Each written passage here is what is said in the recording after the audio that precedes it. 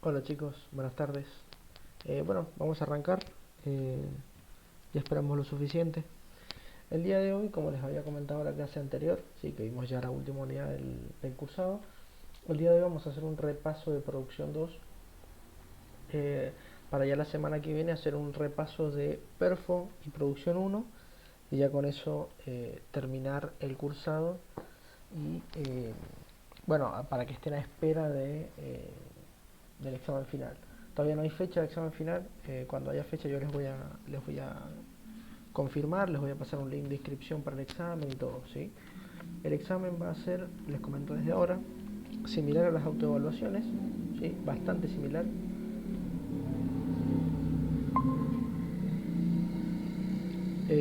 Como les decía, el examen va a ser bastante similar a las autoevaluaciones, ¿sí? No tiene gran complejidad, solamente que es un poco más largo, pero nada más, ¿sí? Pero es muy muy similar.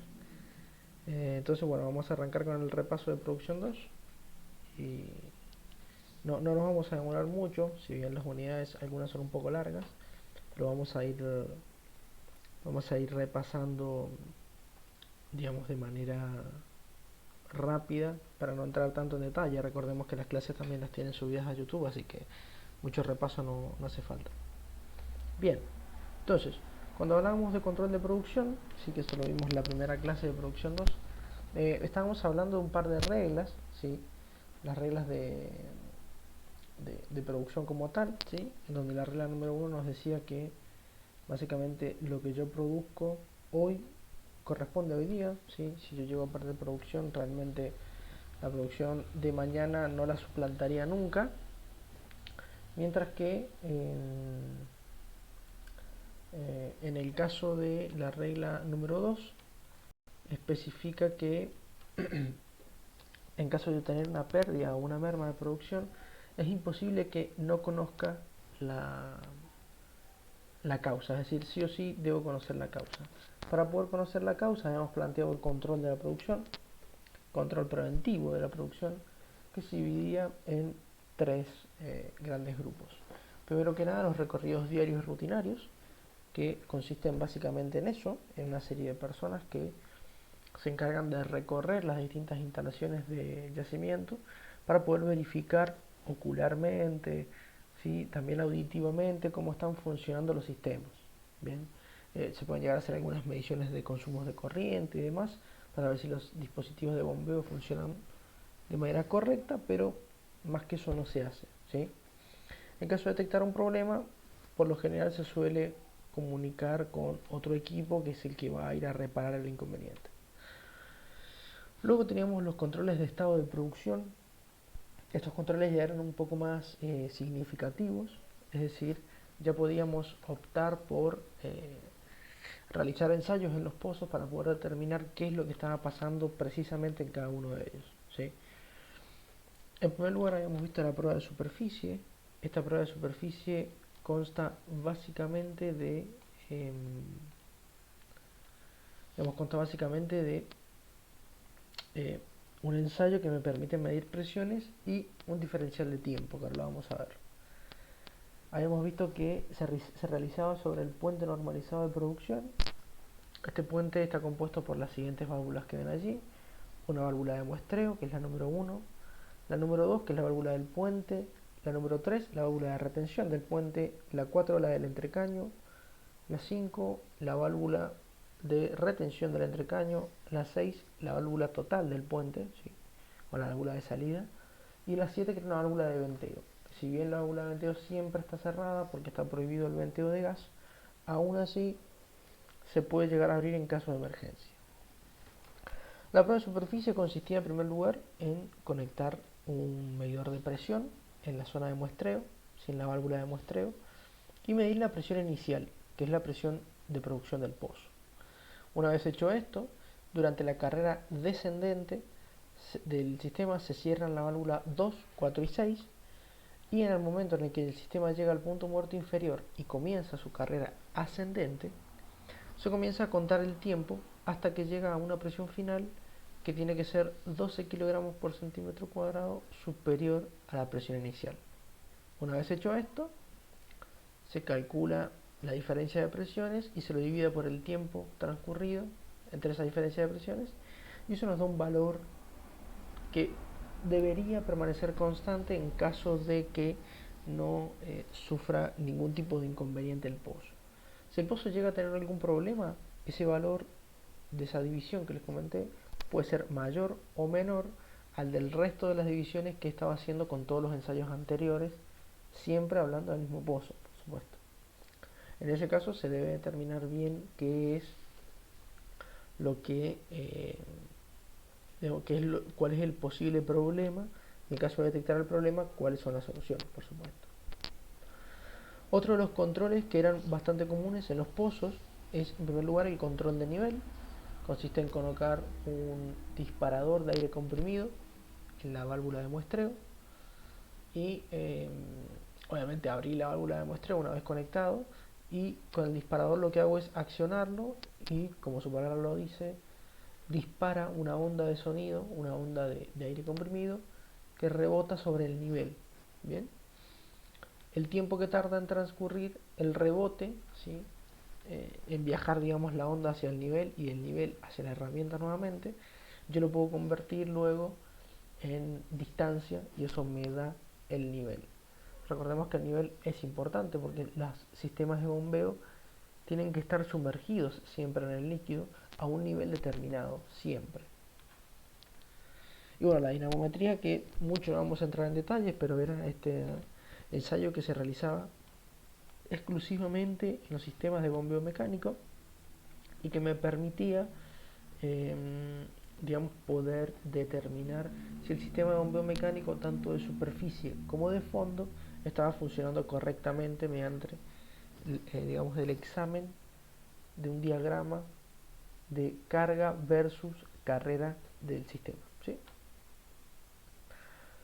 Y ya por último, el control de producción que sí se realiza todos los días es este, ¿sí? Para poder determinar el porcentaje de agua, porcentaje de sólidos y cantidad de sales. El porcentaje de agua, básicamente existen dos maneras de medirlo: de forma puntual o a través de los tanques de control. La medición de forma puntual se realiza obteniendo muestras en la boca de pozo, y esas muestras luego son llevadas al laboratorio, en donde se separa el agua del petróleo mediante centrífugas, que se llaman, y de esta manera puedo examinar el porcentaje de agua. Y en medición de tanque quieto, lo que hago es obtener una medición de agua libre, que es la que vemos en el tanque, en el dibujo, y luego se retira una muestra de petróleo para también introducirla en una centrífuga y ver cuánta agua ha quedado en el interior del petróleo, porque también cuenta como agua, por supuesto. Entonces, de esa manera, de cualquiera de esas dos maneras, puedo determinar el porcentaje de agua, ¿sí? El porcentaje de sólidos lo determino a través de mufla, ¿sí? La mufla es una especie de horno que levanta muy altas temperaturas y que permite, digamos, quemar todo tipo de elementos, excepto los sólidos, que obviamente no pueden quemarse. Este es el caso de las arenas, las arcillas, ¿sí? Todo tipo de rocas. Necesito temperaturas muy altas para que se fundan. Entonces lo que hago es agarrar una muestra de petróleo, pesarla antes de meterla a la mufla, luego la meto a la mufla.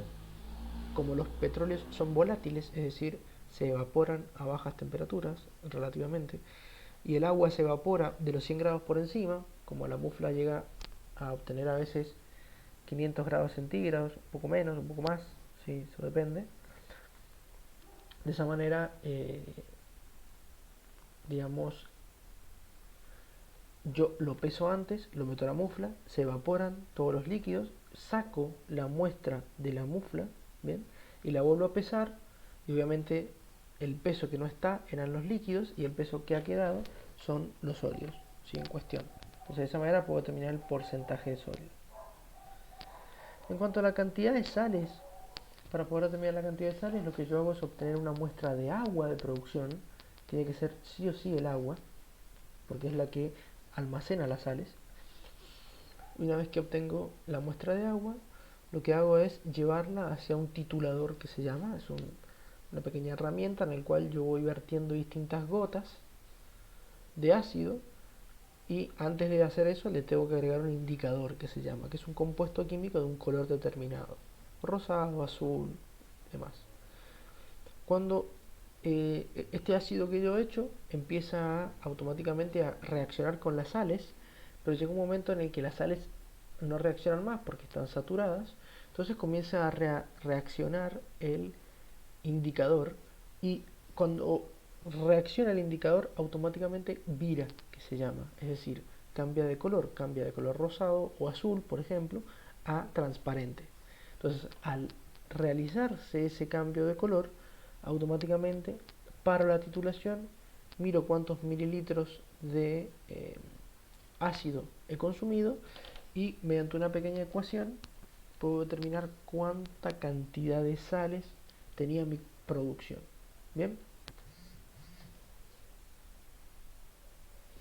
En cuanto al seguimiento del pozo, que era otro de los métodos de control preventivos, teníamos en primer lugar el legajo de pozo, que bueno, consiste básicamente en una especie, a mí me gusta compararlo con una historia clínica porque es básicamente eso, es el historial de vida del pozo, en donde tenemos definido todos sus sistemas extractivos, su casing, sus profundidades de punzado, etcétera, etcétera, cuántas veces ha sido intervenido, qué químicos inyecto y cuánto inyecto cada cuánto tiempo, cuántas intervenciones ha tenido, etcétera, etcétera, etcétera. Y el parte diario, que también los partes diarios se alojan en el legajo de pozo, que me da la producción bruta diaria, la producción neta diaria, producciones acumuladas, porcentajes de agua, sólidos, tipo de petróleo a través de su densidad, cantidad de sales, etcétera, etcétera. Bien. Y como para, digamos, redondear, recuerden que cuando nosotros hacemos control de la producción, es un control preventivo de la producción. Es decir, la idea es prevenir cualquier tipo de merma. Y en caso de que no haya podido prevenir la merma, el control me va a permitir determinar la causa de la merma, es decir, la causa de esa pérdida de producción. ¿Por qué? Porque recuerden que el control surge de las dos reglas. La idea es evitar romper esas dos reglas de producción. ¿Cómo lo hago? A través del control preventivo. Bien. Bueno, pregunta. ¿Alguna duda? No sé si se entendió. Si tienen algo para preguntarme. Recuerden que esto es un repaso, por eso he ido muy rápido, pero no sé si tienen alguna duda.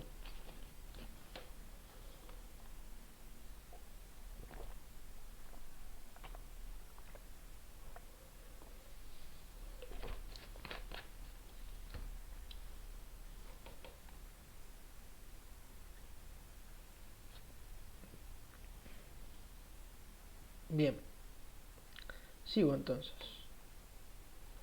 En la unidad número 13 arrancamos ya con lo que sería el transporte de la producción. Recordemos que nosotros en perforación habíamos visto cómo hacer un pozo, cementarlo, entubarlo. En producción 1 vimos cómo terminar el pozo y luego los distintos sistemas de extracción, pero una vez que el petróleo está en la superficie no habíamos visto qué hacer. Es acá en donde interfiere el transporte, ¿sí? Recordemos que transporte, ¿sí? El transporte es, digamos, la función del transporte básicamente es la de poder desplazar algo, lo que fuere, de un punto a otro, ¿sí? Del espacio. En este caso lo que nosotros necesitamos transportar o desplazar en su efecto es el fluido de producción. Y recordemos que yo le digo fluido de producción porque no estamos hablando de solamente petróleo, estamos hablando de una mezcla de tres fases: petróleo, agua y gas. ¿Sí? Las tres fases son transportadas desde la boca de pozo hacia los distintos puntos del yacimiento. Estos puntos del yacimiento son boca de pozo, ¿sí? Batería, planta de tratamiento de crudo, entrega, etcétera, etcétera, etcétera. Hay un montón de distintas etapas que básicamente son las que hemos visto, y todas estas etapas se vinculan una con otra a través de los medios de transporte. De estos medios de transporte habían cuatro: los buques, que se utilizan para transporte marítimo; los trenes, que se utilizan para transporte terrestre, son muy económicos, pero en Argentina hoy en día solo se utilizan para transporte de de carbón o de algunos otros elementos como maderas, aceros y demás. Pero nada que esté relacionado con el petróleo, excepto el carbón, por supuesto, pero el resto no. ¿Sí? En el caso de los camiones, habíamos visto que los camiones sirven básicamente para, digamos, poder... los camiones sirven básicamente para poder transportar a través de rutas, ¿sí? Eh, y si bien no transportan petróleo, nosotros los conocemos más que nada por transportar los combustibles líquidos. ¿Bien? Y ya por último las cañerías. La cañería es la estrella dentro de los métodos de transporte. Es la más utilizada en yacimiento, ya que permite transportar grandes cantidades, ¿sí?, a través de grandes distancias. Y si bien poseen un mantenimiento bastante extenso, no es un mantenimiento costoso. Y si bien su instalación es costosa, no tiene, digamos, un excesivo gasto luego de haberse instalado. Dentro de las cañerías habíamos visto que existían 4 tramos.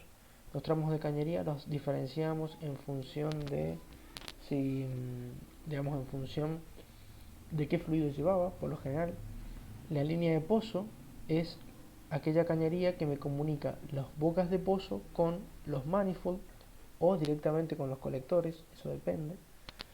El colector de general es aquel colector que me permitía trasladar toda la producción desde el manifold hacia la batería de todos los pozos juntos que llegan hacia el manifold, eso es importante. Mientras que el colector de control lo único que hace es permitir llevar de a un pozo a la vez el caudal de producción hacia batería y de esa manera poder controlar la producción con lo que vimos hace ratito, ¿sí? El manifold es este dibujo que ustedes ven acá. Es un elemento que tiene una serie de cañerías y caños y válvulas, perdón. Y su función consiste en permitir recolectar la producción y además de eso poder enviar a controlar algunos pozos sin necesidad de parar la producción. Si tuviese un solo caño que fuese del manifold hacia la batería, tendría que mandar a controlar de a un pozo a la vez y el resto tendrían que dejar de producir porque me estarían ocupando el caño. Entonces, para evitar esto existe el manifold.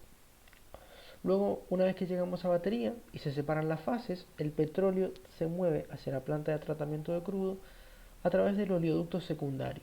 Fíjense que es la primera vez que ocupamos el nombre oleoducto porque ahora sí llevamos petróleo con una alta concentración. Bien, es decir, es un fluido que en su gran mayoría posee petróleo, en su gran mayoría. Aproximadamente 4 o 5% es agua y nada más, el resto es todo petróleo. Y ya de la planta de tratamiento de crudo hacia el punto de entrega llevamos el caño que se conoce como oleoducto principal. Bien, este oleoducto principal es un elemento que es un poco más grande ya y que permite transportar el crudo listo para la venta. Bien, dentro de las cañerías, para recordar un poco, existían dos tipos: las cañerías de acero y las cañerías de poliéster reforzado con fibra de vidrio. Si bien las cañerías de poliéster presentan grandes ventajas, ¿sí?, ya que no se oxidan, por ejemplo, soportan bastantes esfuerzos, tienen paredes lisas en la parte interna, lo que evita pérdidas de circulación o pérdidas de carga, es decir, pérdidas de presión. Son cañerías muy buenas, pero las más utilizadas hoy en día son las de acero. Esto se debe más que nada a una costumbre, ya que, digamos, la gente de las empresas prefiere invertir en cañerías de acero porque tienen una vida útil mucho más larga que la de poliéster, ¿sí? Es la única diferencia. Dentro de las cañerías de acero teníamos sin costura y con costura. Las cañerías sin costura son aquellas cañerías que, digamos, son aquellas cañerías que se forman a través de un elemento de metal caliente que se deforma hasta obtener la forma de una cañería. Pero se deforma hasta obtener esa forma de la cañería, nada más. No se tiene que doblar, no se tiene que cortar, nada, ¿sí? En cambio, las cañerías con costura son aquellas cañerías que se forman a través de una lámina. Esa lámina es plegada en forma cilíndrica y es soldada a lo largo. Bien, entonces, ¿cuál es la gran diferencia entre estas dos cañerías? Bueno, que la cañería con costura resiste menos esfuerzos de presión que la cañería sin costura. Esto se debe básicamente a que la con costura tiene una gran línea de concentración de tensiones, que se llama, que es justamente la soldadura. ¿Bien? Nada más. Dentro de las instalaciones de cañería las habíamos dividido según el relieve y según la temperatura de la zona. Con la temperatura estamos hablando de si le colocamos o no revestimiento externo para que mantenga la temperatura. Lo ideal siempre es colocarle un poco de revestimiento, ¿sí? Para evitar que se enfríe mucho el líquido. Recordemos que si el petróleo se enfría demasiado, deja de fluir, es decir, deja de desplazarse. Y según el relieve de la zona, eso depende, es decir, a dónde quiero instalar la cañería. Por lo general, lo más usado son las cañerías expuestas al aire, es decir, cañerías que van a través de caballetes al lado de rutas de fácil acceso, por las dudas de que suceda algo. Bien, aunque al colocarlas cerca de rutas de fácil acceso, tengo riesgos de que cualquier tipo de animal o cualquier persona sufra algún accidente con esas, digamos, cañerías. Supongamos que a mí no me interesa lo que le pase a la persona o al animal. Bueno, hay que tener en cuenta que la cañería también sufre deterioro en esos casos. Entonces, para eso existen dos instalaciones adicionales. Las subterráneas, que es bastante común. Acá nosotros, por ejemplo, las cañerías de gas de nuestras casas, las cañerías de las redes de gas, son subterráneas. Por ley es obligatorio que sean subterráneas. ¿Podrían ir por la superficie? Sí, tranquilamente, pero es más seguro que vayan de forma subterránea. En el caso del petróleo pasa lo mismo, siempre es más seguro mandarla por abajo. Y a través de puentes. Los puentes son un uso muy exclusivo que solo se utilizan para los casos en donde yo tengo que atravesar algún río o algo por el estilo, ya que obviamente no puedo enterrarlo, ¿sí?, por debajo del río. Inclusive si el río está seco y yo lo quisiera enterrar, que si puedo, existe el riesgo de que el agua vuelva a correr por el río y de esa manera me arrastre la cañería o me la exponga y me la deteriore gravemente. Bien, aún así, como ya hemos hablado hace ratito con el tema del revestimiento para mantener la calefacción de las cañerías, si bien el revestimiento es bastante sencillo, digamos, de, de colocar y es bastante útil para las cañerías, no es lo indicado en algunos casos. A ver, siempre es conveniente ponerlo, pero a veces no es suficiente. Como casos como los pozos petroleros de Tierra del Fuego, de Santa Cruz, ¿sí?, que las zonas de invierno son muy frías, entonces es importante sí o sí colocar un tipo de calefacción. Dentro de las calefacciones de cañerías hay dos tipos. La calefacción a través de vapoductos, que consiste en colocar un caño al lado del oleoducto, pero ese caño lleva vapor, ¿sí? Estos caños están uno pegado con el otro, pero los fluidos dentro de ellos no se ponen en contacto, ¿eh? De esta manera, el vapoducto, que lleva vapor de agua, es decir, a 100 grados centígrados o más. Esto quiere decir que el vapor va a pasarle su temperatura al caño, ese caño entra en contacto con el oleoducto y le pasa la temperatura al fluido que está dentro del oleoducto. Es un método bastante bueno. ¿Cuál es el gran problema? Primero que nada, que el vapor va perdiendo su temperatura a lo largo de la cañería, porque obviamente tiene que ir calentando otro fluido. Y además de eso, es costoso por el tema de las calderas y demás, y tiene un alto riesgo de que en caso de romperse el vapoducto, digamos, se produzca una excesiva oxidación en el resto de las cañerías, lo que puede llegar a provocar, digamos, deterioro o algún tipo de ruptura en esta cañería que a la larga, digamos, tengo pérdida de producción por ese caño. Es por eso que con el tiempo se ha optado a utilizar el traseado eléctrico, que es un método mucho más seguro y si bien es costoso, los costos están cabeza a cabeza con el vapoducto. Consiste en colocar una resistencia eléctrica, ¿sí?, que están hechas de un material especial, pero es un cable de resistencia eléctrica que se coloca en el caño. Yo le doy corriente, el cable se calienta, calienta el caño y a su vez el caño calienta el líquido. Es así de simple. En caso de alguna ruptura del traseado o demás, directamente se cambia, porque vienen de a tramos de 300 metros, directamente se cambia el tramo y ya está. ¿Sí? Es así de simple. Bueno, ya hemos hablado también de algunas amenazas dentro de las cañerías, como son de acero. Una de las amenazas más grandes es la oxidación, pero para poder evitarla existían los ánodos de sacrificio, que eso lo explicamos en la clase que vimos transporte. Estos elementos que se conectan al suelo, si es una barra como una jabalina que se inyecta, se coloca en el suelo y mediante un conductor eléctrico se conecta a la cañería y de esa manera se evita la oxidación de la cañería, pero la jabalina se empieza a oxidar, por supuesto. Entonces cada tanto hay que irla cambiando. Fallas en la soldadura, etcétera, etcétera. Para evitar esto se pueden aplicar mantenimientos. El mantenimiento preventivo es el más económico y el predictivo es uno de los más costosos, que solamente se aplican en el oleoducto principal y nada más. Bien, antes de seguir, ¿alguna duda? ¿Les quedó claro? ¿Algo que no hayan entendido?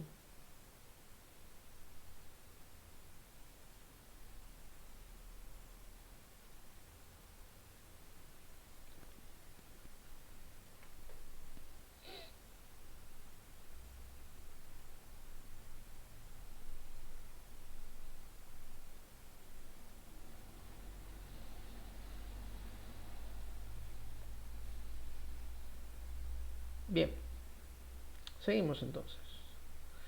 En la unidad número 14 ya estábamos entrando un poco en lo que era la batería de producción. ¿Sí? Habíamos visto las emulsiones, luego habíamos visto los separadores y ya por último los tanques. ¿Sí? Recordemos, este era un esquema de batería, fijémonos, la batería está compuesta por una serie de separadores, separadores de control para poder realizar la separación de las distintas fases de los pozos que van a ser controlados y los separadores generales que cumplen la misma función, pero en vez de separar la producción de un pozo a la vez, separan la producción de todos los pozos juntos. Es por eso que los separadores generales son más grandes.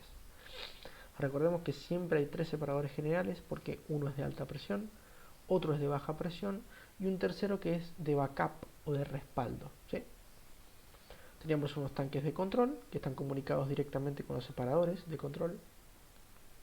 Un tanque cortador, que es el tanque que se diferencia del resto porque tiene un fuster, ¿sí? Que es este dispositivo que ven acá. Un fuster en, digamos, en el inicio, en el ingreso del fluido al tanque. Y este tanque cortador cumple la función de un separador, pero a presión atmosférica. ¿Sí? Separa las fases a presión atmosférica. Y ya por último los tanques de almacenaje. Esto que ven acá arriba es la famosa red contra incendios, que está instalada en batería, pero sus caños no solamente van hacia los tanques de batería, sino que también permiten ir hacia lo que se conoce como la planta de tratamiento de crudo, hacia los tanques de ella en caso de alguna emergencia o incendio. ¿Sí? Recordemos, de un pozo petrolero salen tres tipos de fluidos. ¿Sí? Estos tipos de fluidos son petróleo, agua y gas. Los dos líquidos, petróleo y agua, tienden a formar lo que se conoce como una emulsión. La emulsión es una mezcla entre dos fluidos inmiscibles, es decir, es una mezcla que se da entre dos fluidos que normalmente no pueden mezclarse. ¿Sí? Dentro de estos fluidos encontramos dos fases, la fase continua, que es la que está en mayor proporción, y la fase dispersa, que es la que está en menor proporción. ¿Sí? En función de cuál es la fase continua y cuál es la fase dispersa, hay dos tipos de emulsiones, la directa y la inversa. La directa es cuando tengo mayor porcentaje de petróleo que de agua, y la inversa es cuando tengo mayor porcentaje de agua que de petróleo. Si bien se estima que uno preferiría tener la directa porque tengo mayor porcentaje de petróleo, es mucho más fácil de romper una emulsión inversa. ¿Sí? Es mucho más fácil sacarle el petróleo al agua que el agua al petróleo. Bien, habíamos hablado de cómo se forma una emulsión estable. ¿Por qué? Porque si volvemos a la imagen, tenemos todo esto que ven acá son emulsiones. El vaso de agua con aceite, ¿sí? Es una emulsión inestable. Es una emulsión en la cual las dos fases, si yo las mezclo, se tienden a separar nuevamente. En cambio, la mayonesa o la manteca forman emulsiones estables, es decir, emulsiones que yo las agito, se forman y no se separan más, excepto si pasa obviamente un larguísimo periodo de tiempo o bien si rompo alguna de sus, digamos, alguno de los elementos que me permiten obtener la emulsión estable.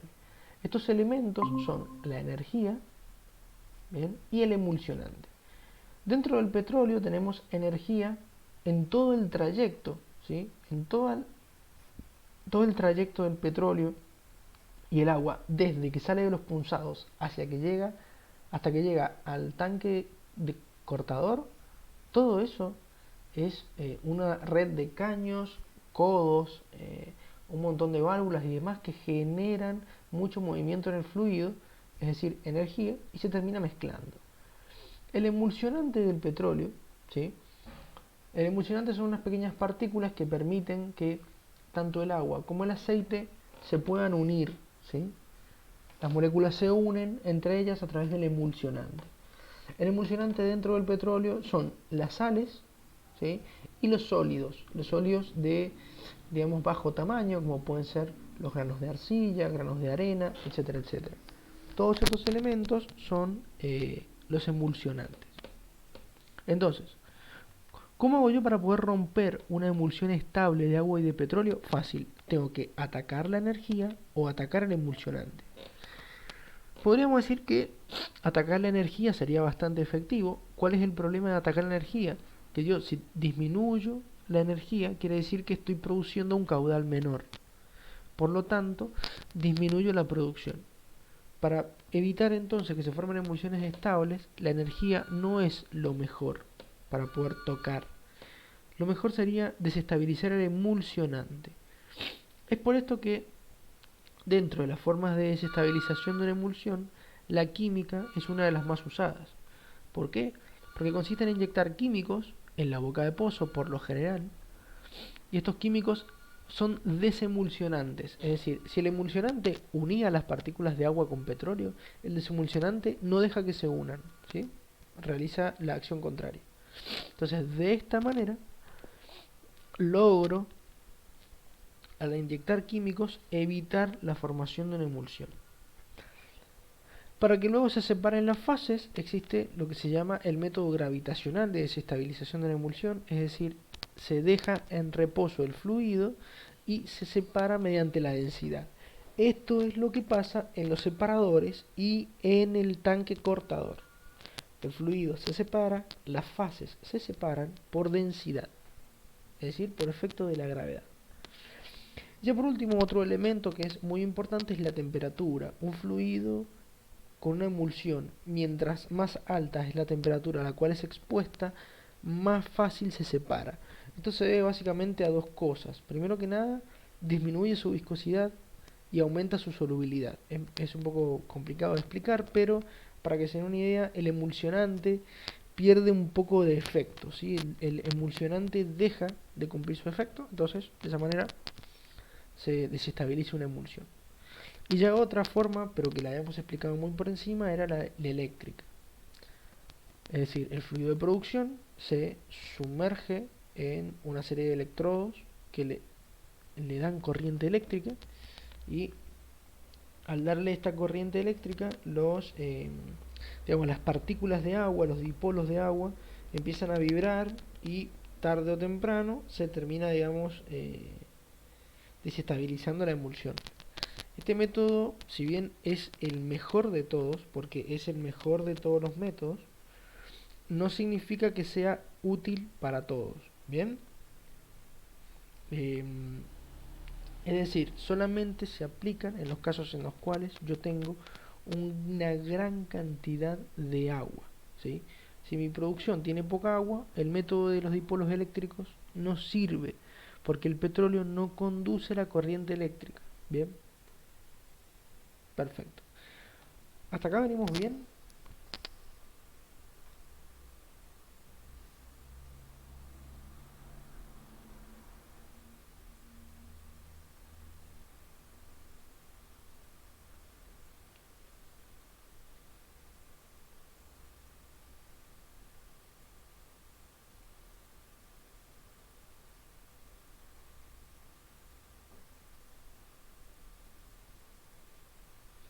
Bien, seguimos entonces.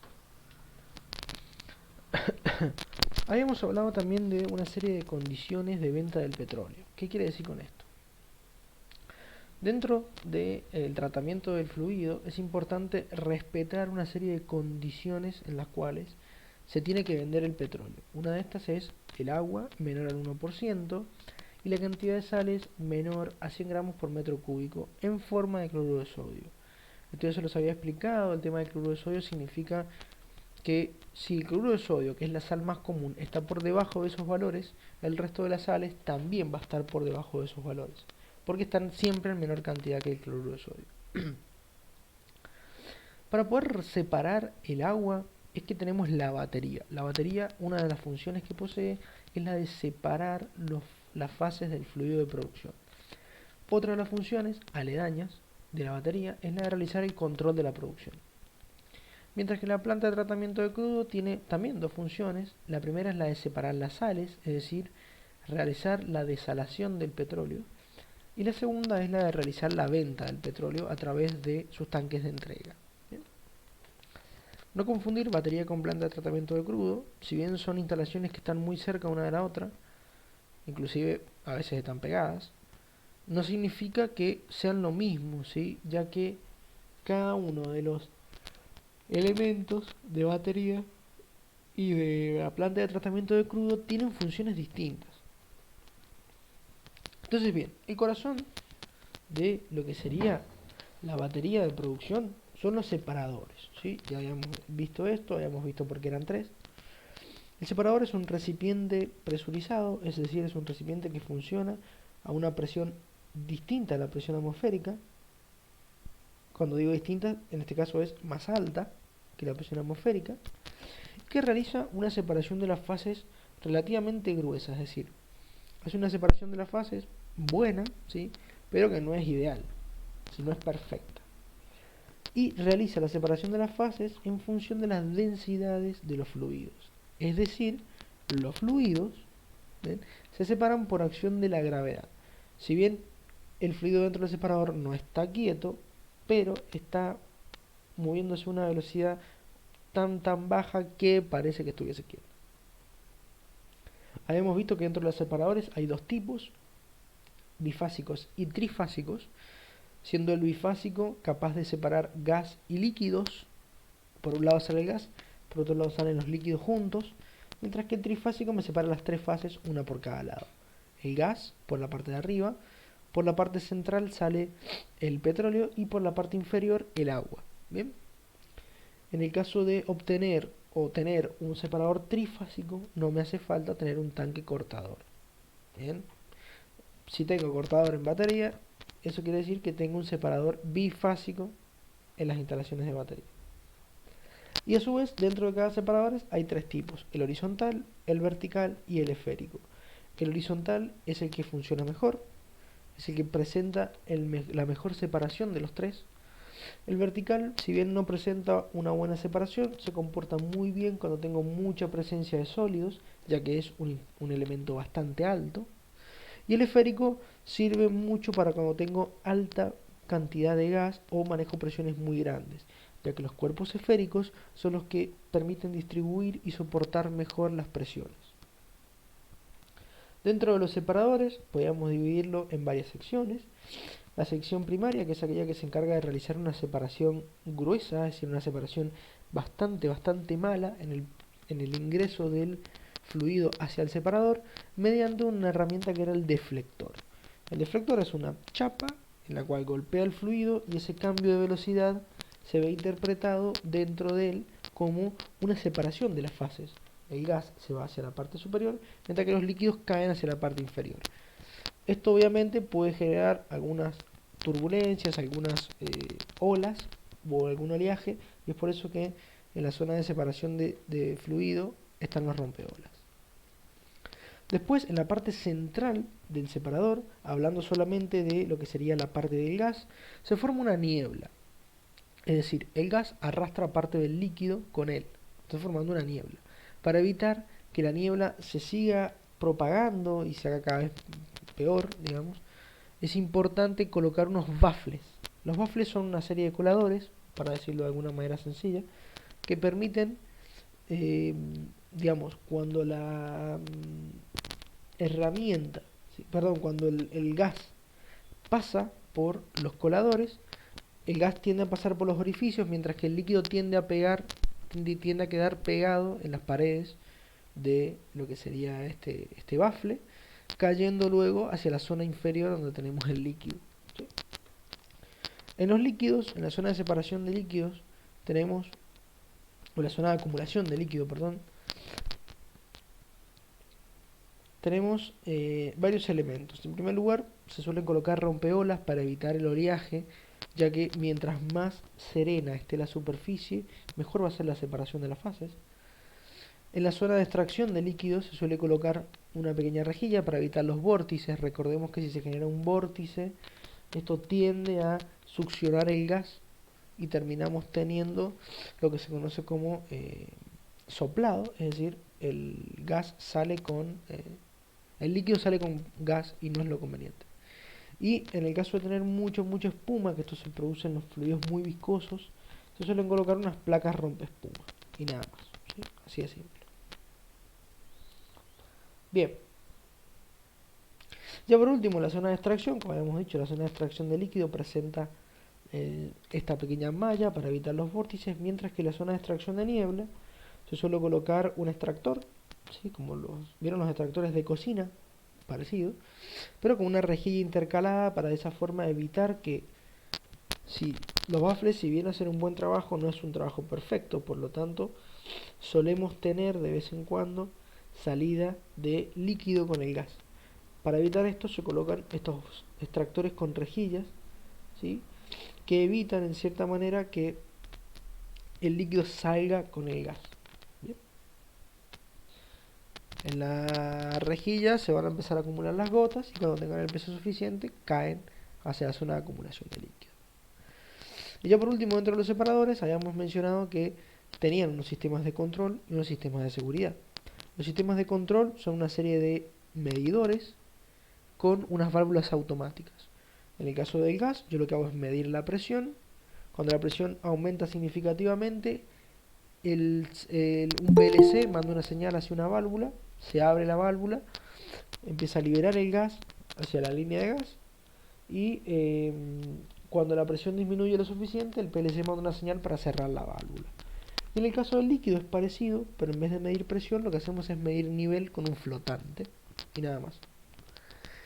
Y dentro de los sistemas de seguridad, si bien el nivel, a ver, si a mí se me llega a romper el medidor de nivel y sigue subiendo el nivel de líquido, va a llegar un momento en el que si el nivel de líquido va a subir hasta su máximo y llega allí, sí, va a subir hasta el máximo del separador y no permite acumular presión. Los líquidos no acumulan presión en exceso, ya que son fluidos incompresibles.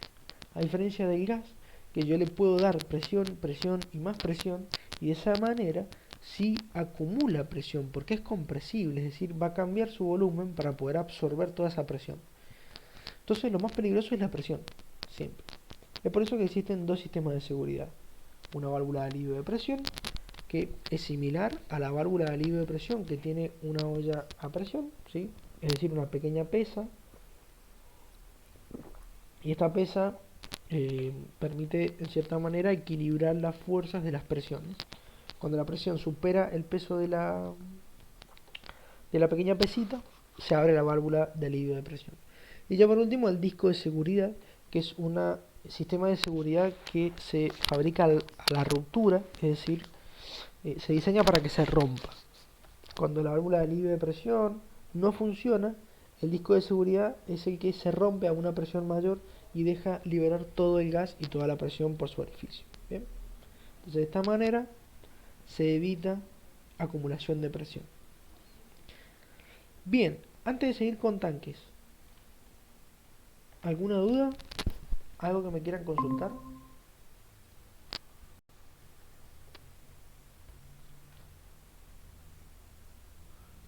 No sé si querían consultar algo que quieran, lo que sea, ¿eh?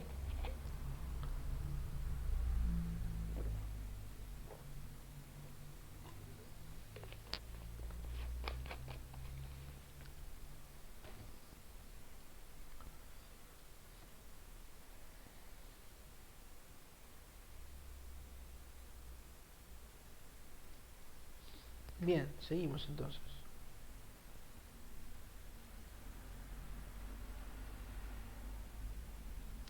Pregunta, ¿se me escucha bien? ¿Se corta? No sé cómo se está escuchando.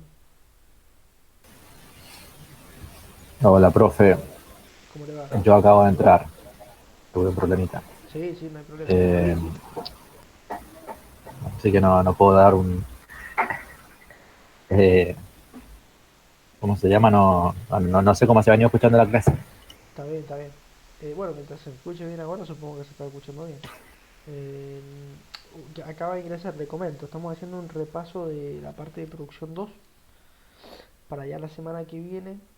O sea, la idea es hacer un repaso ahora y es muy probable que le suba la autoevaluación, ahora sí, de producción 2. Así la hacen. Y de paso, la semana que viene tendríamos ya la última clase con ustedes y haríamos un repaso de perforación y producción 1. Producción 2 no, porque ya hicimos un repaso ahora, pero digamos como para poder concluir ya el cursado, podríamos hacer también un pequeño debate, algunas dudas, así que si tienen dudas déjenlas anotadas para la semana que viene, vamos a repasar todo nuevamente, ¿sí? Bueno, bueno. Bien, entonces como les decía, ahora vamos a hablar de los tanques, ¿sí? Dentro de batería hay bastantes tanques. Un tanque, para repasar, tiene básicamente dos funciones. La función primaria, o es la función por excelencia de un tanque, consiste básicamente en almacenar. Su función es almacenar fluido, o lo que sea, ¿sí? En este caso, fluido, durante un cierto tiempo, ¿sí? Pero a su vez, estos tanques, en su gran mayoría, excepto los tanques de almacenaje, pero el resto de los tanques, como el cortador, el de control y el lavador, son diseñados para desempeñar una función o una tarea secundaria. En el caso del tanque de control, su tarea secundaria va a ser la de controlar la producción. ¿Bien? Por eso se diseña con una serie de válvulas que me permiten retirar el fluido que tiene en su parte interna. Entonces de esa forma a veces se le colocan unos medidores de nivel para poder ver cuánta agua y cuánto petróleo tengo, ¿sí? Bien, en el caso del tanque lavador tiene la función de lavar el petróleo, es decir, desalarlo, ¿sí? Le saca las sales al petróleo. Es por esto que está diseñado de otra manera, tiene dos entradas de fluido, por las cuales una entra el fluido de producción y en la otra entra el agua dulce para ser lavado. ¿Bien? Y ya por último el tanque cortador, que es un tanque que permite deshidratar el petróleo, es decir, permite sacarle el agua. Es por eso que se diseña de una manera especial y es que en su parte interna posee un fuster, ¿sí?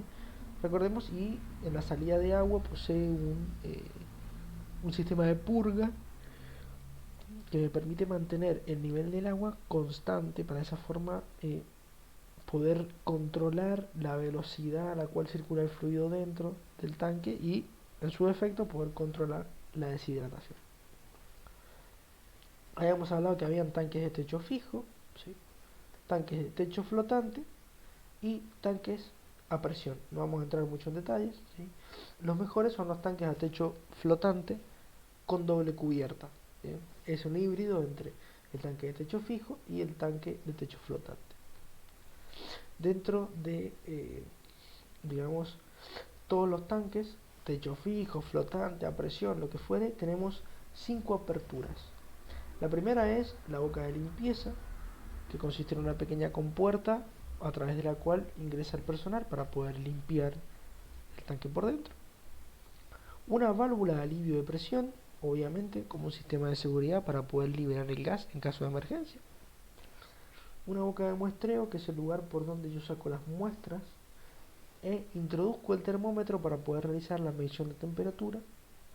La boca de medición, que es la única boca que tiene un pequeño caño hacia adentro ranurado, como si fuese un filtro, en la cual yo voy a meter el pilón y la cinta para poder medir el nivel de mi fluido. Y ya por último la red contra incendios, ¿sí? Tiene una apertura en la cual ingresa el agua con la espuma para poder detener el incendio en caso de emergencia de que se está incendiando el tanque.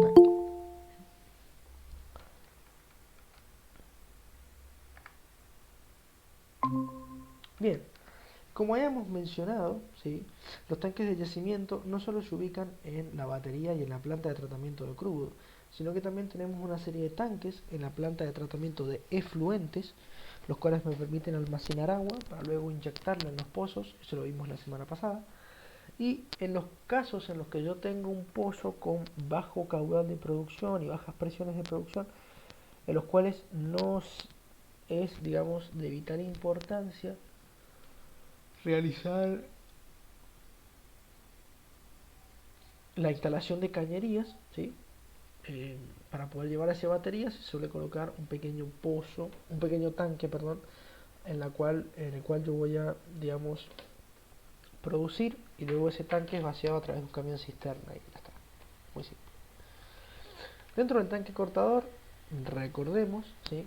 El tanque cortador es un elemento, es un tanque y que si bien funciona o su función principal es la de almacenar y luego la de separar las fases para poder deshidratar el petróleo, su sistema de funcionamiento es muy simple, es decir, consiste básicamente en separar los fluidos mediante densidad, ¿sí?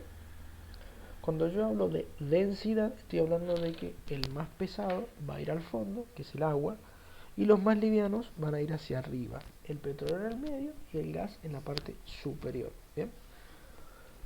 ¿Cuál es la gran diferencia del tanque cortador frente al tanque lavador? Por ejemplo, constitutivamente, es decir, constructivamente, es que el tanque cortador presenta un fuster. El fuster es un separador a presión atmosférica, porque recordemos que los tanques trabajan a presión atmosférica, pero el fluido que sale de los separadores y va hacia el tanque cortador va con mayor presión.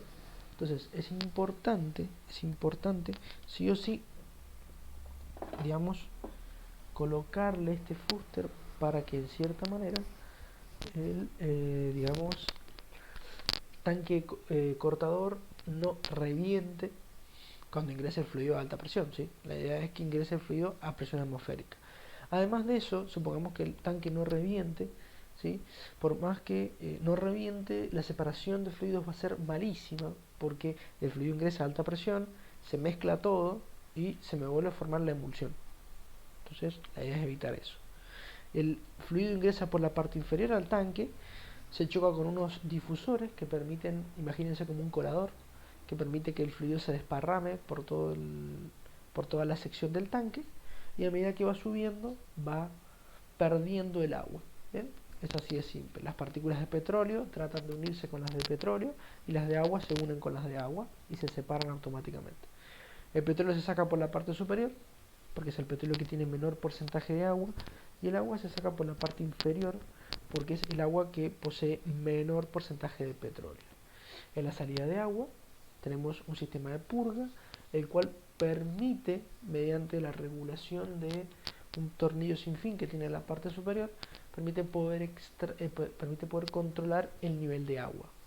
¿Por qué es importante controlar el nivel de agua? Muy simple, porque según experiencias de campo, se entiende que el nivel, digamos, de un tercio de agua por 2/3 de petróleo del tanque total produce una velocidad de ascenso del fluido ideal para la separación de los mismos. Entonces es importante mantener el nivel de agua constante. ¿Por qué puede llegar a fluctuar el nivel de agua? Bueno, puede llegar a fluctuar por la cantidad de agua propia que trae el petróleo, ¿sí? Tal vez hoy día estamos produciendo con un porcentaje de agua del 20% y mañana tenemos 25%. Bien, eso me va a alterar, obviamente, el nivel de agua dentro del tanque cortador. Es por eso que debo estar atento y siempre controlar el sistema de purga para que en caso de tener un aumento de la cantidad de agua pueda bajar o subir la descarga de agua para de esa manera evitar eh, digamos cualquier tipo de fluctuación en los niveles, ¿sí? Al igual que todos los elementos de metal, el tanque cortador y todos los tanques poseen ánodos de sacrificio, es decir, estos pequeños elementos que se oxidan en vez de oxidar el tanque. Recordemos que los tanques son de acero, así que se van a oxidar, ¿sí? Bien, Y ya por último habíamos hablado algo de la red contra incendios, ¿sí? Evidentemente es importantísimo que en una zona en donde hay fluido inflamable exista una red contra incendios. Si bien la red contra incendios funciona con agua, lo que apaga el incendio no es el agua, ¿bien? Lo que apaga el incendio es una espuma que se forma con el agua y un polvo que viene. ¿Por qué? Es importante apagar incendios de combustible con espuma, porque es el único tipo de extintor, ¿sí? ¿Sí? Es el único tipo de químico extintor que permite ahogar el incendio, es decir, la espuma consume el oxígeno del fuego y de esa manera evita que se propague, evita que el fuego arda nuevamente. Bien, recordemos que, no sé si sabían, digo recordemos, pero no sé si sabían, que el fuego sí o sí necesita oxígeno para poder subsistir. Si no tiene oxígeno, se apaga. ¿Bien? Debe calcularse a la hora de realizar una batería un tanque que me soporte la cantidad de agua correcta. ¿Sí? No, ya veo que coloco un tanque que tiene menor cantidad de agua. Entonces es importante colocar un buen tanque que permita, digamos, en cierta manera soportar una cantidad de agua razonable. ¿Cuál es la cantidad de agua razonable? Simple.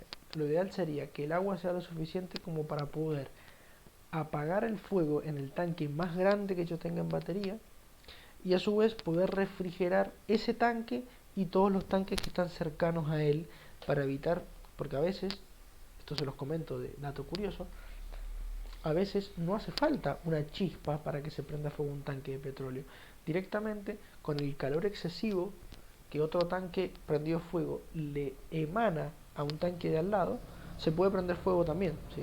A veces puede arder el petróleo por temperatura, ¿sí? Es más, el diésel, no sé si ustedes sabían, pero los motores diésel funcionan sin chispa, cosa que en los motores de nafta funcionan con chispa, es decir, tiene que haber una chispa para que inicie el fogonazo que se produce dentro del pistón, o sea, dentro de la camisa del pistón. Es por eso que están las bujías, mientras que en los motores diésel no hacen falta las chispas. eh, por eso tiene un sistema de inyección. Entonces se inyecta a alta presión, la temperatura del combustible aumenta y automáticamente arde. ¿Bien? Eso pasa también con el petróleo. Puede arder por temperatura. Y ya por último, si no me equivoco, de esta parte, ¿sí? Tal cual. Dentro de la parte de tanques, los tanques siempre están, digamos, recubiertos, siempre están, tienen un muro de contención a su alrededor. El muro de contención es importantísimo, ¿sí? El muro de contención es importantísimo. ¿Para qué me sirve un muro de contención? Simple. El muro de contención sirve para poder contener el petróleo en caso de un derrame. Y pueden encerrarse de a un solo tanque por muro o de a varios tanques. Está permitido de cualquier manera. Obviamente que hay que tener ciertas consideraciones en cuenta a la hora de que sea un tanque o de que sean muchos tanques. Y ya como para cerrar, para que tengan esto en cuenta, ¿sí? La batería no cumple la misma función que la planta de tratamiento de crudo. Ojo, no se lo confundan. ¿Pueden estar al lado? Sí, pueden estar al lado, pueden estar pegadísimas. Pero no, eso no significa que la batería cumpla la misma función que la planta de tratamiento de crudo. Es por eso que son dos plantas distintas. A la batería ingresa fluido de producción, bien, mezcla agua, petróleo, gas, un montón de cosas, y sale de la batería, es decir, sale del tanque cortador, un petróleo con alrededor del 4 al 5% de agua, ¿sí? Si sale un petróleo con mucha más agua que eso, estamos en un problema. Eso significa que no hemos, digamos, el sistema no está trabajando bien. Pueden estar fallando los separadores, puede estar fallando el cortador, algo está fallando, ¿sí? Bien, pregunta, ¿alguna duda? ¿Algo que me quieran consultar? Les comento que no, que estoy yendo rápido porque, como les dije, es un repaso más que nada. Pero si tienen alguna duda, lo que sea, pregúntenme, no hay problema.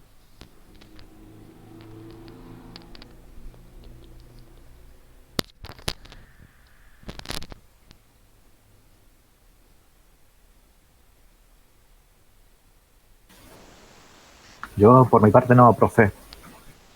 Buenísimo. Bien, seguimos entonces.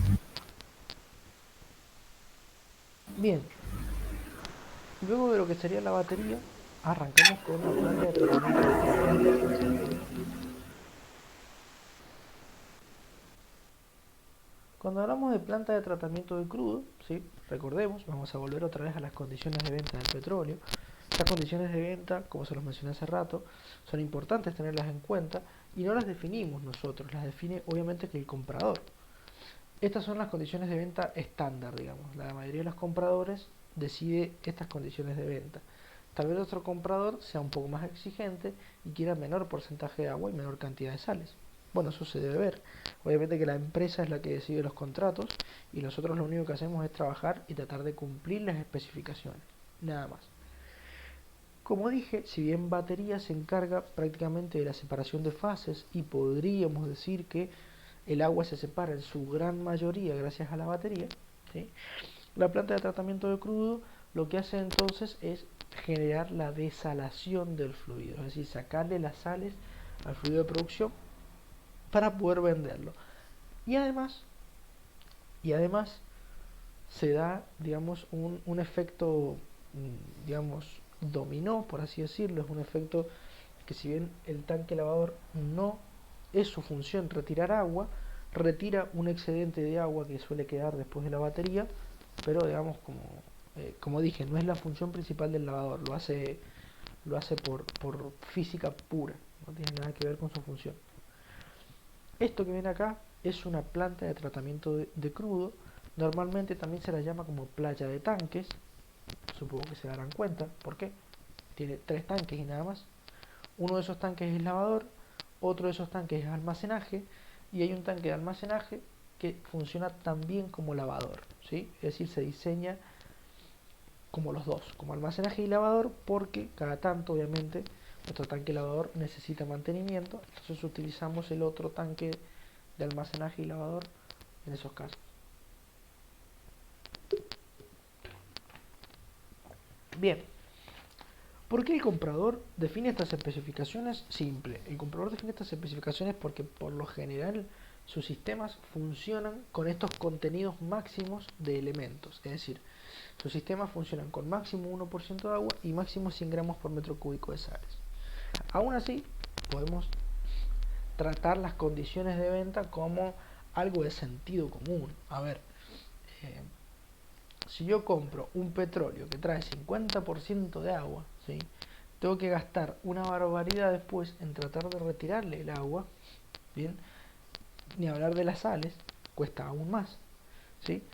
Y seguramente el costo que tengo comprando el petróleo y tratándolo sea mayor que poniendo estas especificaciones de compra o de venta, como le quieran llamar, que la otra persona me lo cumpla y ya está, ¿sí? Es por eso que las especificaciones de compra y venta están dadas por el comprador por lo general.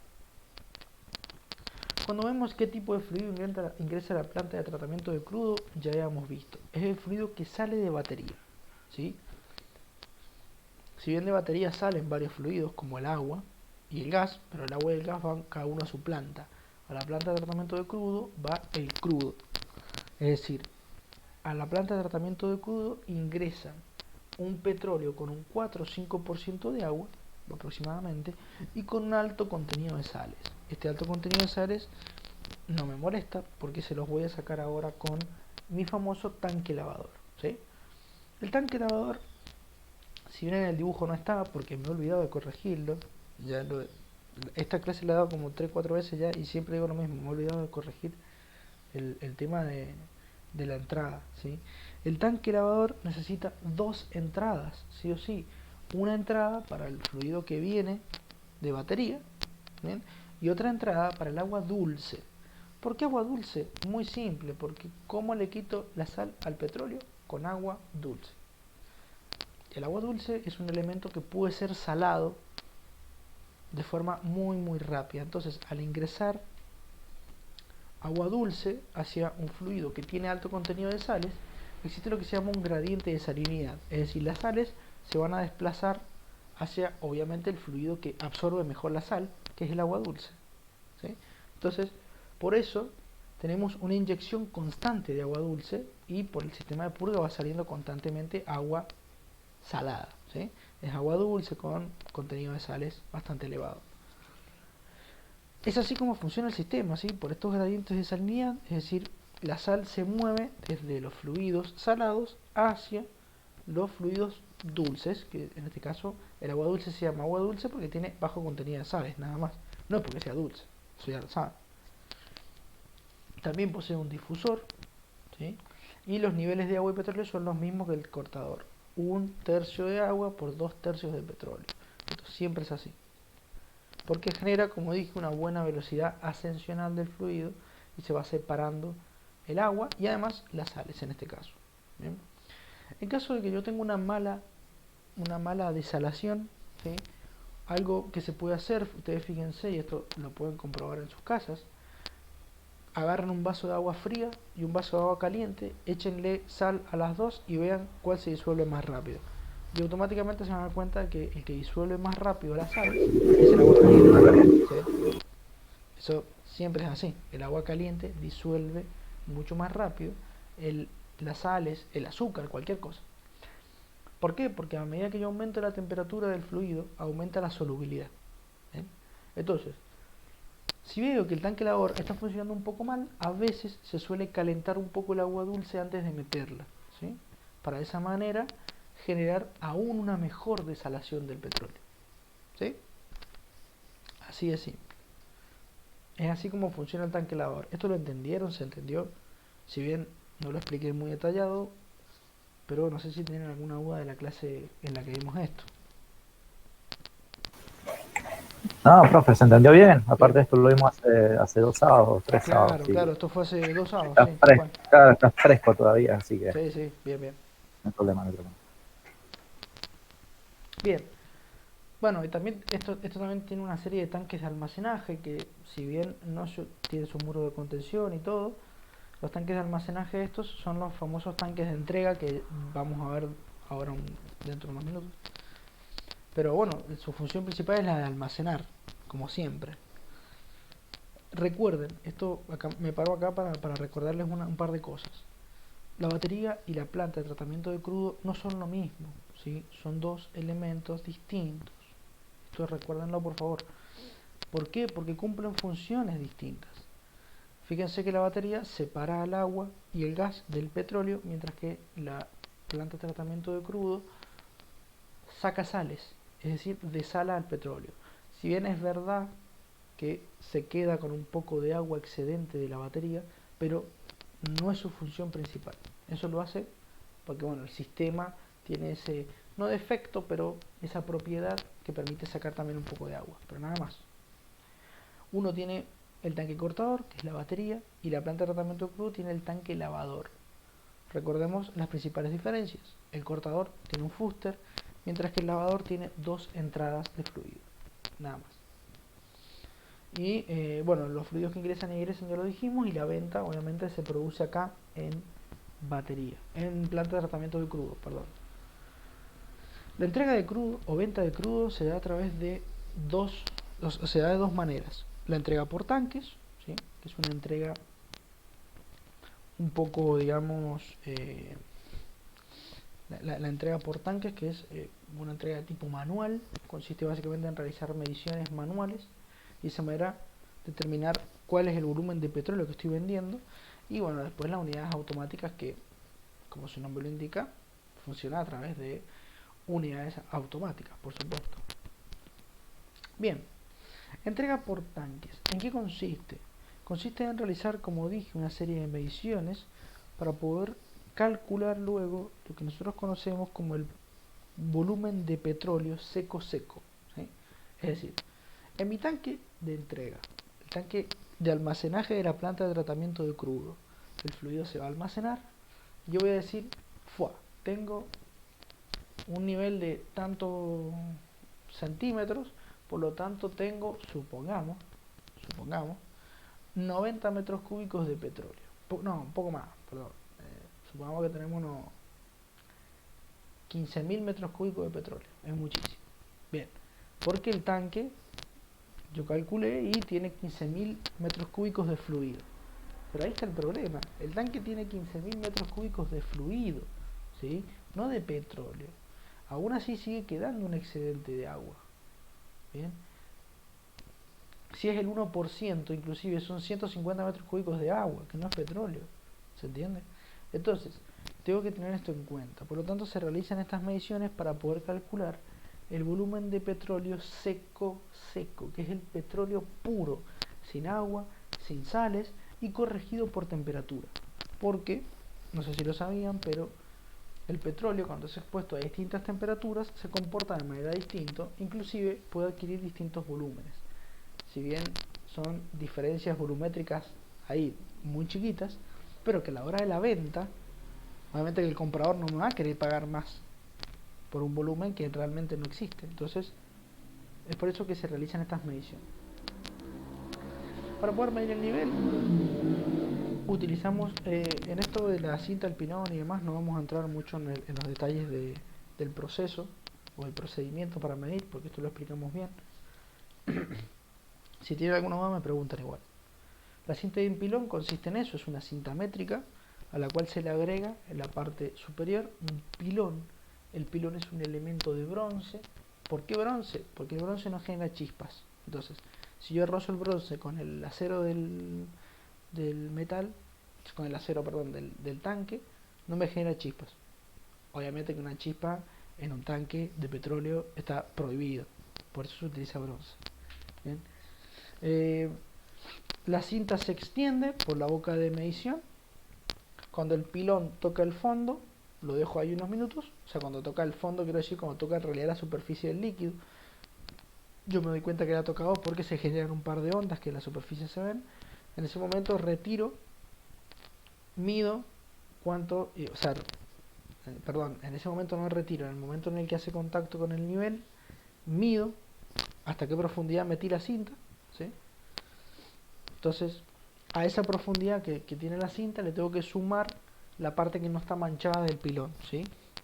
La parte, lo que sea, la cantidad de centímetros que tenga.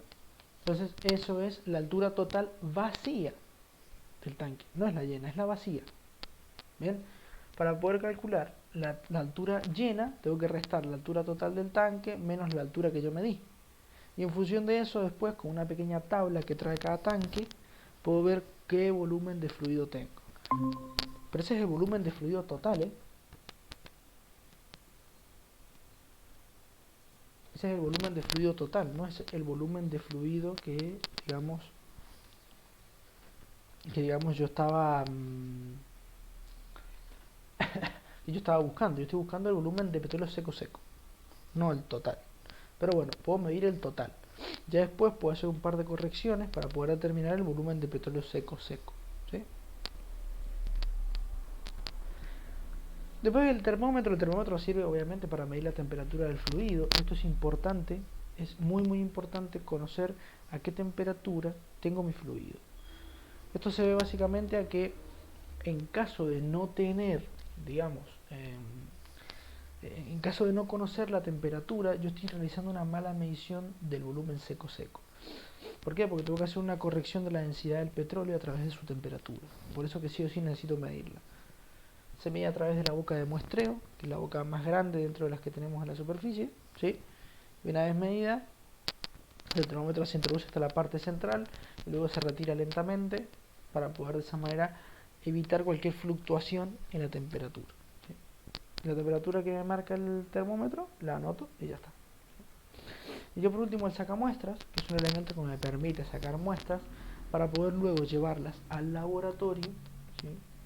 Y digamos poder examinarlas para determinar perfectamente cuál es mi porcentaje de agua, mi cantidad de sales, ¿sí? Esto es importante porque en caso de no tener porcentaje de agua ni cantidad de sales, no puedo saber con certeza cuál es mi volumen seco. Entonces es importantísimo sacar muestras y llevarlas al laboratorio. Esto es súper importante. La herramienta que me permite obtener estas muestras es la que ven allí, en la imagen, ¿sí? Fíjense que tiene dos orificios. Estos orificios se deben a que Recordemos que la herramienta yo la tapo en la superficie y al taparla ha quedado llena con aire. Así que si no tengo un orificio por el cual entra el petróleo y otro orificio por el cual sale el aire, no se va a llenar la herramienta, ¿sí? Por eso tiene dos orificios. Por uno entra el petróleo y por el otro sale el aire que está dentro del sacamuestra. Una vez sacada la muestra, esto es importante, ¿sí? La mitad de la muestra se lleva al laboratorio y la otra mitad de la muestra se debe guardar en un recipiente con alrededor de 2 o 3 meses de validez, ¿sí? Se anota la fecha, se anota el horario en el que fue sacada y de qué tanque, y eso se guarda. ¿Por qué? Porque recordemos que en caso de que después llegue la empresa compradora y me diga, che, mira, te equivocaste en la medición y me diste mal y me mandaste un petróleo con más contenido de agua, ¿qué hay que hacer en esos casos? Hay que ir a la muestra, abrirla y realizar los ensayos en la muestra que yo tengo guardada. Y también se le da un mes de validez, ¿se entiende? Porque imagínense que venga una empresa y me diga, che, mira, hace 15 años me vendiste. No, y no sé, si hace 15 años una locura. ¿Y para cómo te tengo que pagar multa si te vendí algo malo? Entonces, para evitar estos inconvenientes, ¿sí? Toda muestra tiene un tiempo de validez, ¿sí? Por lo tanto, si la empresa va a reclamar luego del tiempo de validez de la muestra, automáticamente queda desestimada la queja porque no hay manera de comprobar quién de los dos tiene razón. O sea, no hay manera de comprobar quién tiene razón, se desestima la denuncia, digamos, ¿sí? Ya, bueno, una vez en laboratorio se realizan los mismos ensayos que les expliqué en el control de producción. Se realiza una titulación mediante el método de Moore para poder obtener la cantidad de sales.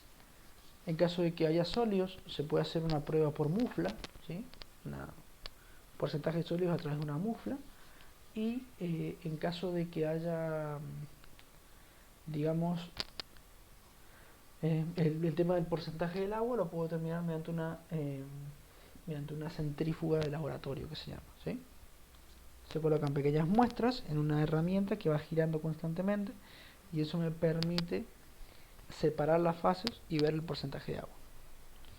Y en el caso de las unidades automáticas, que les vamos a dejar el dibujito ahí para que lo vean, es un conjunto de cañerías, válvulas, bombas, ¿sí? Y un caño en U que sirve para poder calibrarla, la herramienta, que básicamente funciona, como dije, de manera automática.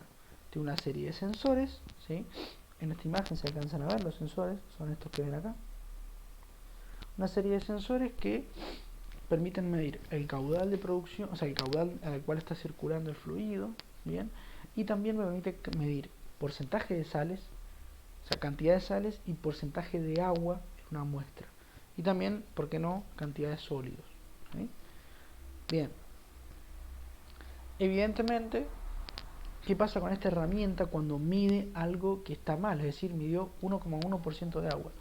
Automáticamente, ese fluido, o sea, cierra una válvula, abre otra y el fluido ahora, en vez de ser vendido, vuelve al circuito de tratamiento de petróleo. Si se va hacia la parte de la PTC, de la planta de tratamiento de crudo, para tratar de retirarle ese excedente de agua nuevamente. ¿Por qué no vuelve hacia la batería? Porque en la batería tenemos fluido de muy mala calidad, ¿sí? O sea, el petróleo tiene mucha agua, tiene muchas sales. Entonces, si lo volvemos a meter ahí, estamos haciendo una pérdida de dinero innecesaria, totalmente innecesaria. ¿Por qué hablo de pérdida de dinero? Porque el fluido que vuelvo a meter a la batería, yo tuve que invertir mucha plata para poder dejarlo como estaba. Entonces lo que hago es reinyectarlo al tanque lavador para que el tanque lavador me retire ese pequeño excedente de agua, ¿sí? O de sales en caso de tenerlo, ¿sí? Cuando a todo esto la unidad automática sigue bombeando, ¿cuándo vuelve a la normalidad? Cuando vuelve a leer un valor como la gente, digamos, un valor dentro de los parámetros, automáticamente cierra la válvula de realimentación y abre la válvula de venta de crudo y sigue vendiendo, ¿sí? Entonces, de esa manera nunca podemos llegar a vender algún, digamos, de esa manera no podemos llegar a vender algún petróleo en mala calidad, porque la herramienta de manera automática me devuelve el fluido de mala calidad. Ahora bien, ¿qué pasa si está mal calibrada? Si está mal calibrada, la herramienta sí me va a vender fluido de mala calidad. Es por eso que cada tanto se le tiene que hacer algunas pruebas para verificar su calibre, para verificar si los medidores están funcionando como deben funcionar, ¿sí? Además de esto, como a veces, supongamos que yo detecto, o yo soy la unidad automática, y yo detecto en mi sensor que tengo más de 1% de agua. Entonces automáticamente cierro la válvula, pero no se cierra de manera automática, ¿eh? Ojo, tarda alrededor de 30 segundos en responder la válvula a la señal que le ha mandado el PLC de la unidad automática.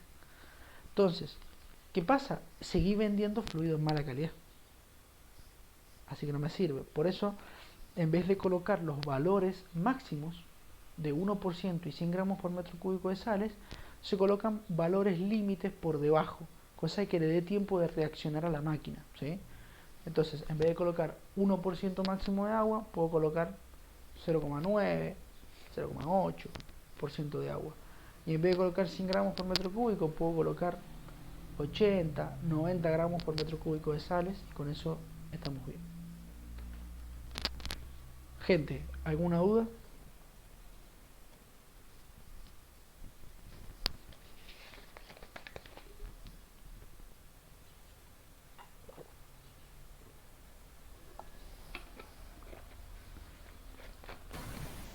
No, profe.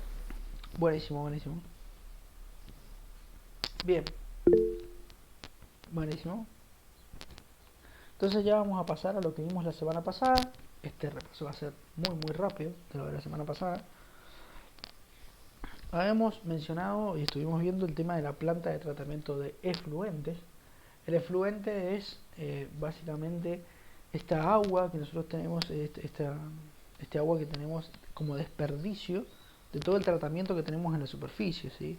Tenemos agua de producción que le sacamos en batería, ¿sí? Y luego tenemos agua dulce contaminada que hemos utilizado para poder limpiar y sacarle las sales al petróleo, ¿sí? ¿Cuál es la gran diferencia entre agua dulce, agua salada y agua de producción, por ejemplo? El agua dulce tiene alrededor de 1000 partes por millón de sales, ¿sí? Nada. Es decir, por 1.000.000 de moléculas de agua tenemos 1000 moléculas que son sales. ¿Bien? No es mucho. El agua de mar tiene alrededor de 35.000 partes por millón de sales con respecto al agua. ¿Bien? Eso ya es sí bastante. Pero fíjense el agua de producción. El agua de producción tiene alrededor de 200.000 partes por millón de sales, metales pesados, bacterias y un montón de otros elementos, ¿bien? Por, digamos, en función del agua, es decir, por millón de partículas de agua.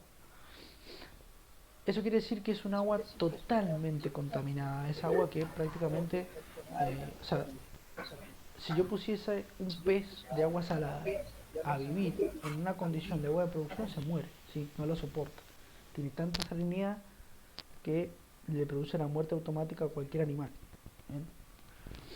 Además de tener una excesiva cantidad de sales, tiene sólidos en suspensión, pedazos de petróleo, gases, bacterias, un montón de cosas. Entonces, el agua de producción es muy peligroso, ¿sí?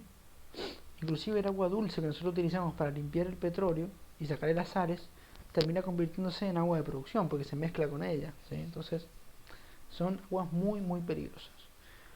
Aún así, hay dos posibilidades. Yo la podría almacenar de manera indefinida en la superficie terrestre, lo cual es un gran problema porque tendría que tener tanques de tamaño infinito para poder aguantarla. Entonces, eso queda descartado. Entonces, la otra opción es eliminarla, sí o sí, darle una disposición final, que se llama. Habíamos dicho que existían cuatro métodos, los métodos superficiales, perdón, dos métodos, los métodos superficiales y los subterráneos. Y dentro de cada uno hay varios métodos. En Argentina, para resumir un poco, los métodos superficiales están terminantemente prohibidos. No se pueden usar. ¿Por qué no se pueden usar? Simple. No se pueden usar porque, eh, digamos, en caso, ¿sí?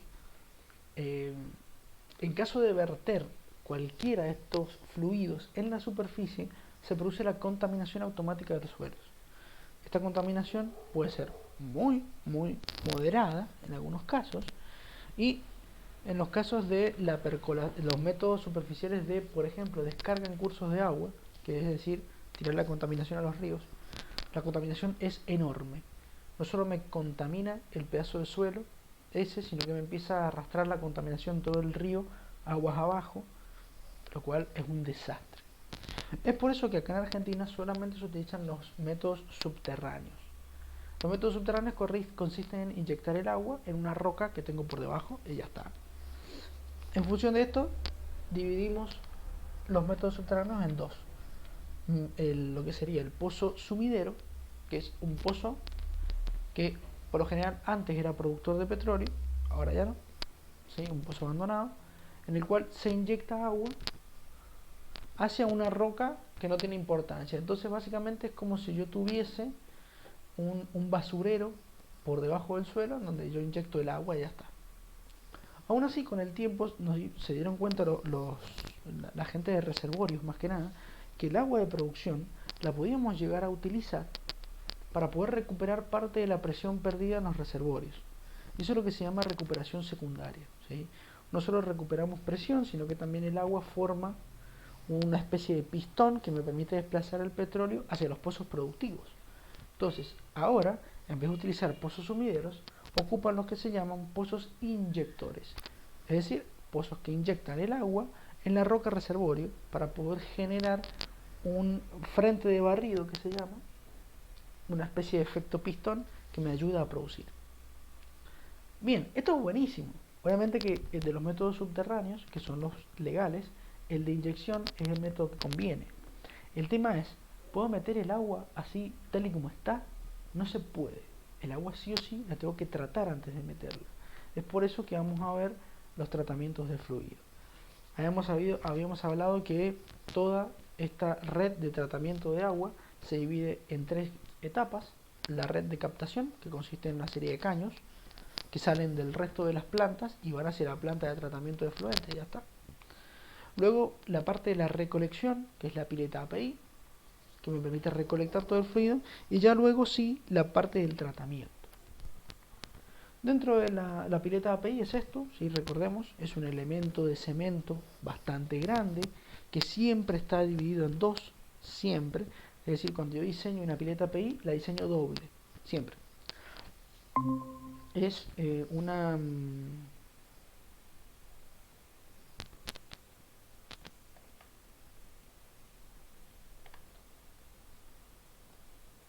Bueno, ¿me estaban escuchando o se cortó? ¿Qué pasó?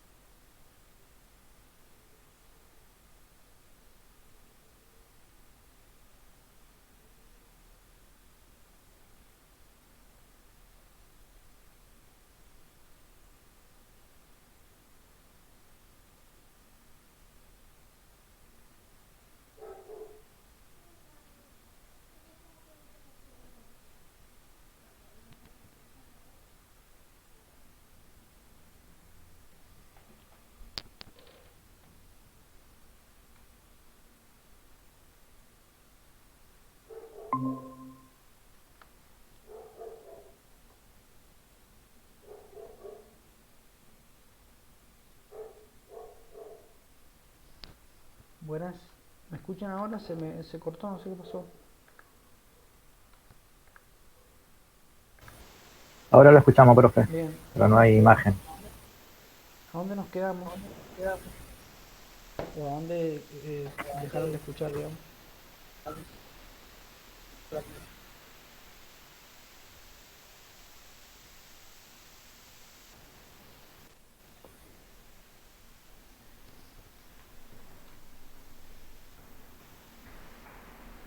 ¿En qué parte se les cortó?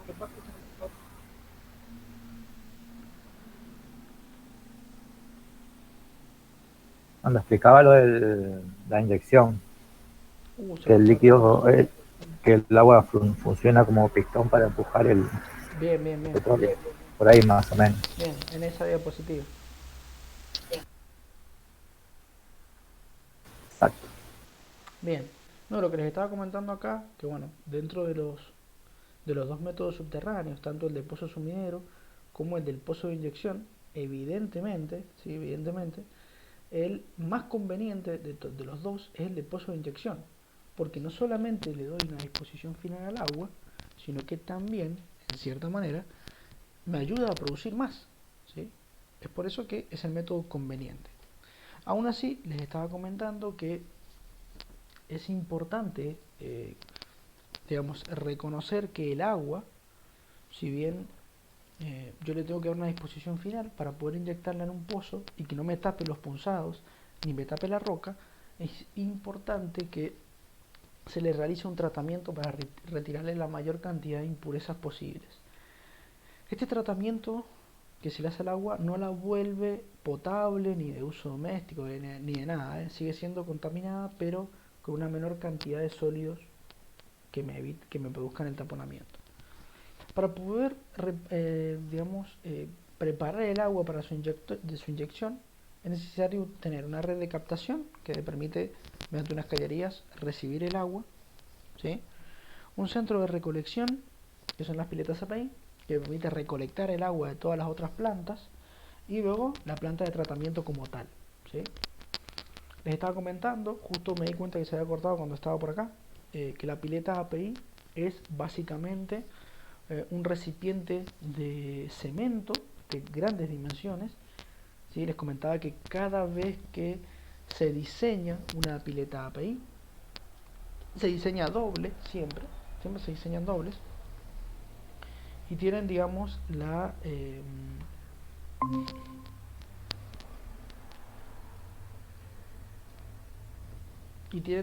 particularidad de que, bueno, son como dije, piletas muy grandes, de cemento, que su función consiste solamente en retirar la mayor cantidad de petróleo que se pueda, porque recordemos que si bien el agua sale del circuito de batería y de la planta de tratamiento de crudo, digamos sola, por así decirlo, es decir, sale agua pura, no significa que esté saliendo agua pura.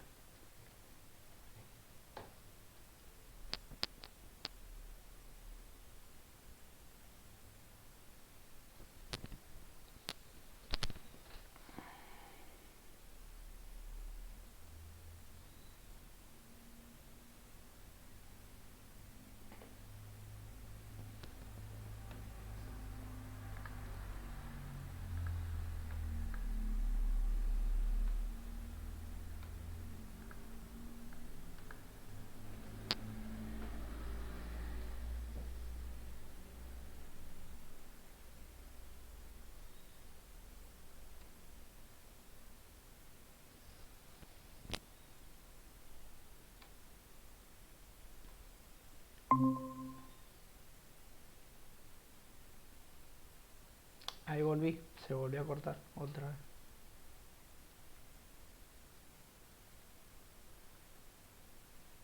Disculpen, disculpen.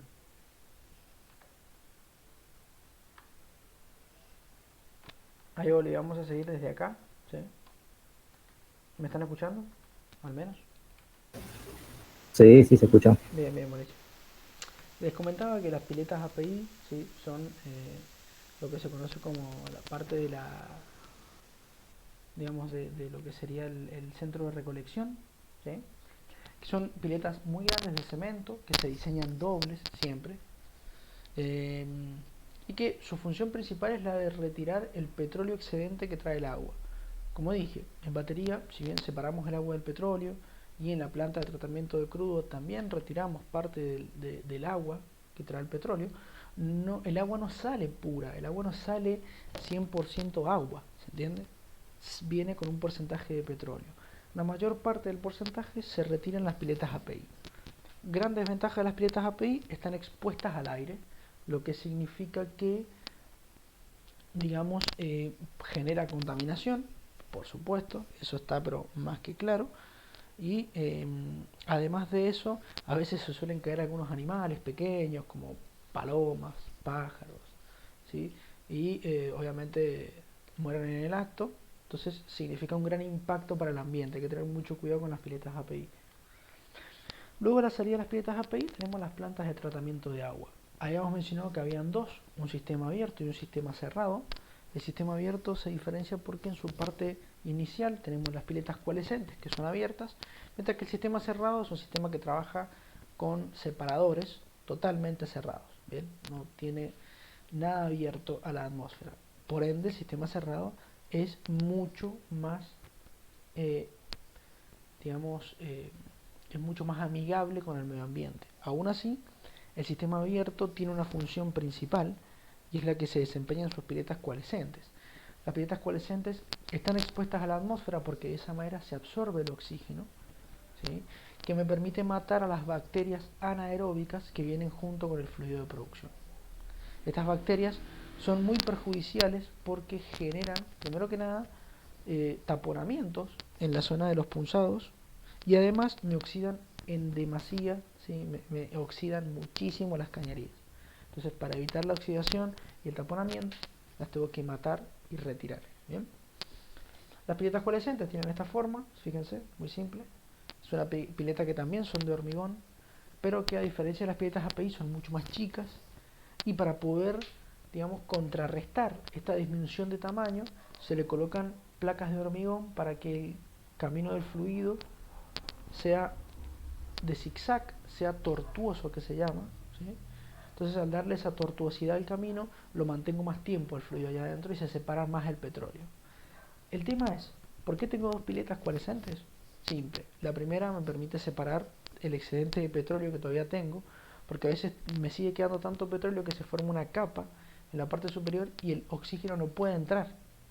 Entonces, en la primera me encargo de sacar el petróleo excedente, y en la segunda ya sí, si bien también va a sacar parte del petróleo que queda, su función principal es la de absorber el oxígeno para matar a las bacterias. Y ya luego tenemos una zona de filtros. Esto lo explicamos en la clase anterior, muy simple. El filtro es como cualquier filtro que ustedes hayan visto, es similar, solamente que el lecho, en vez de ser de algodón o de alguno de esos materiales, es un lecho de cáscara de nuez o de granulado, que se llama, es decir, de algunas pequeñas rocas. Muy simple. La idea es colocar siempre un elemento que presente una porosidad en la superficie externa, para que de esa manera la suciedad quede alojada allí. La cáscara de nuez es lo mejor, realmente es muy muy bueno. ¿Qué más para los filtros? Los filtros se pueden reutilizar, el lecho puede lavarse para volverse a usar sin ningún tipo de problema. ¿Bien? Así que con eso no habría ningún tipo de problema. ¿Cuál es la gran diferencia? Que el lecho granulado hay que tener mucho más cuidado para tratarlo y volver a reutilizarlo. ¿Bien? Pero se pueden utilizar los dos. El filtro cumple la función de permitir quedarse con todas los cadáveres de las bacterias, todos los sólidos y algunas trazas de petróleo y también las sales. Y una vez salido de acá, vamos al sistema cerrado, que, como dije, es básicamente lo mismo que el sistema abierto, solo que en la primera parte, en vez de tener las piletas coalescentes, tenemos una serie de separadores, como los separadores que vimos hace ratito, son iguales, solamente que reciben otro nombre, se llama skimmer y unidad de placas. El skimmer es un separador horizontal, así trifásico, con eso es suficiente, y la unidad de placas es un separador también trifásico, pero que tiene una forma totalmente distinta y que presenta una zona de placas en la parte inferior que me permiten, digamos, en cierta manera retirar mayor porcentaje de sólidos que un separador común. Entonces es muy bueno en esos casos. ¿Bien? Por eso utilizamos este tipo de sistemas. ¿Cuál es el gran problema del sistema cerrado? Al no tener absorción de oxígeno, no puede matar bacterias de forma natural. La única manera de matar bacterias es inyectándole oxígeno luego. Bien, cualquiera de los dos es útil, ¿sí? Solo que si tengo mucho contenido de bacterias no me conviene un sistema cerrado, me conviene un sistema abierto. Pero si no tengo contenido muy grande de bacterias y me conviene el sistema cerrado y le inyecto un poquito de oxígeno y ya está. El sistema cerrado ocupa menos espacio que el sistema abierto. Si llego a necesitar mucho oxígeno, voy a tener que ocupar el sistema abierto. Pero supongamos que estoy limitado de espacio y bueno, tendré que ocupar el sistema cerrado e inyectarle un montón de oxígeno para que de esa forma pueda, digamos, retirar o poder matar a todas las bacterias que tenemos en cuestión, ¿sí? Obviamente que más adelante voy a tener que agregar lo que se conoce como inhibidor de oxígeno, que es un químico que se agrega para evitar que el oxígeno luego me permita oxidar todas las cañerías, porque mato a las bacterias para que no me oxiden las cañerías, pero el oxígeno es el principal oxidante de cañerías, así que me las va a terminar oxidando. Así que bueno, eso sería todo también de lo que vimos la semana pasada y sería todo lo de producción 2. No sé si tienen alguna duda, algo que me quieran consultar.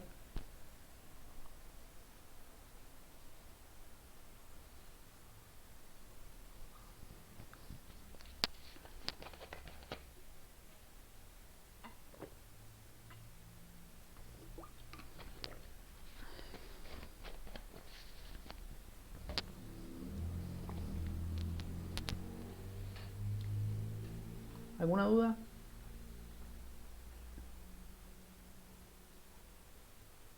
No, profe.